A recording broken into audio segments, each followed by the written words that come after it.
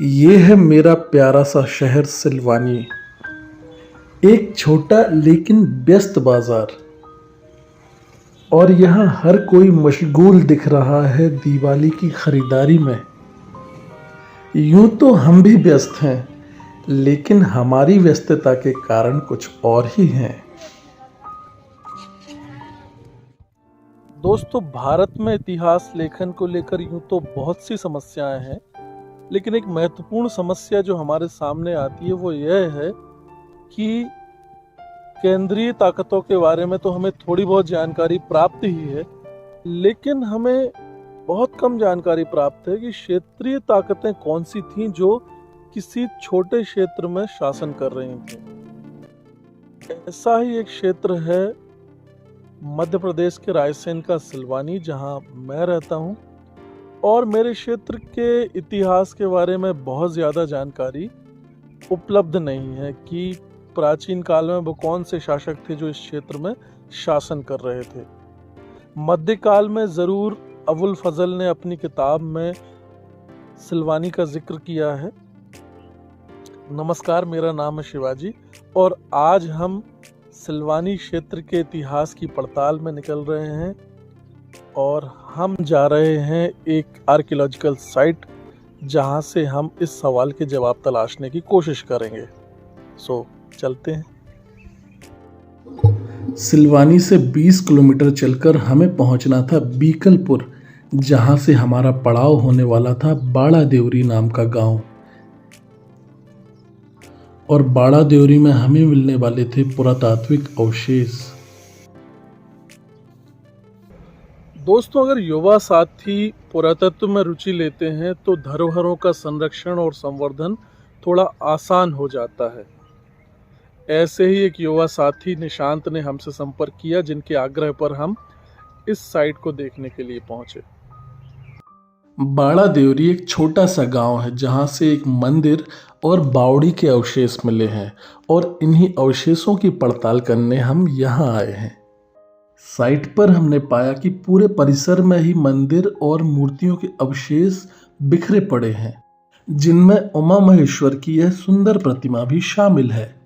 यहाँ की प्रतिमाओं और उनके अवशेषों को देखकर आभास होता है कि यह मंदिर किसी आक्रमण का साक्षी रहा होगा और यहाँ प्रतिमाओं को बेरहमी से तोड़ा गया होगा। शैलीगत आधार पर यहाँ की प्रतिमाएं 12वीं 13वीं सदी की लगती हैं और परमार कालीन मूर्तिकला से काफ़ी साम्यता रखती हैं। इन बातों से यह अनुमान होता है कि इस क्षेत्र में संभवतः 12वीं 13वीं सदी में परमारों का शासन रहा होगा, और यह भी संभावना है कि किसी परमार शासक या उनके किसी सामंत ने ही यहाँ मंदिर बनवाया हो। यहाँ नज़र आ रही ये सभी मूर्तियाँ एक बावड़ी से निकाली गई हैं, जिसके बगल में ही वह माउंड अब भी नज़र आता है जिस स्थान पर कभी मंदिर रहा होगा। हमें यहाँ से इतिहास को पुष्ट करता हुआ कोई शिलालेख नहीं मिला, सो हमने महंत जी से बात की, जो लगभग 1 दशक से अधिक समय से यहाँ रह रहे हैं। विकास हो, यहाँ बावली है, बावली में मूर्तियाँ पड़ी हुई हैं, मूर्ति निकल आए। बावली 4 घाट है, 4 घाट में मतलब उनका निर्माण हो जाए। और यहाँ पूरा बीहड़ था यहाँ तो जी, यहाँ तो कुछ था नहीं। यहाँ पे एक हनुमान जी का झंडा नहीं लगा हुआ था जी। पहले तो हिंदुओं का धर्म ही नहीं था यहाँ जी। सरकार से मांग है कि बावली का उद्धार करें, जीर्णोद्धार करें, उसमें सीढ़ियाँ निकल आए और पानी भी निकल आएगा, जनता के लिए सुविधा हो जाएगी, एक पर्यटक क्षेत्र बनेगा आगे चल के। मंदिर के आसपास कुछ किलोमीटर के दायरे में हमें 10 से अधिक हीरो स्टोन्स मिले।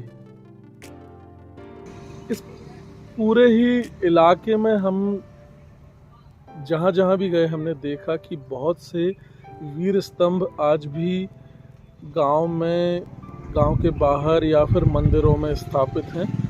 तो एक चीज़ तो साफ हो रही है कि यहाँ पर संघर्ष हुआ है जिसमें लोगों ने अपनी शहादत दी है, और संभव है कि वो संघर्ष इन्हीं मंदिरों को बचाने के लिए हुए हों जिनके बारे में हम देख रहे हैं, समझ रहे हैं।